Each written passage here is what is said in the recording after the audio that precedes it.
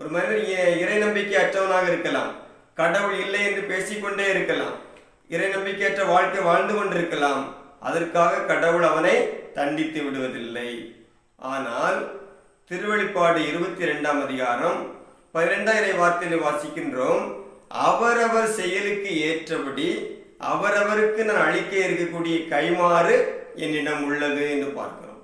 அவன் நல்லவனாக இருந்தாலும் சரி, இறை நம்பிக்கை உள்ளவனாக இருந்தாலும் சரி, இறை நம்பிக்கை அற்றவனாக இருந்தாலும் சரி, அவனுடைய செயலுக்கு ஏற்றபடி கைமாறு அளிக்கக்கூடியவராக கடவுள் இருக்கின்றார்.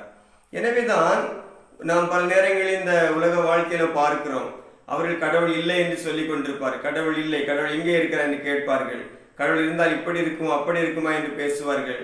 பல்வேறு காரியங்களை இந்த உலகத்திலே அவர்கள் சொல்லிக் கொண்டிருந்தாலும் அவர்களும் இந்த உலக வாழ்க்கையில எந்த குறையுமின்றி அவர்கள் நன்றாக இருந்து கொண்டே இருப்பார்.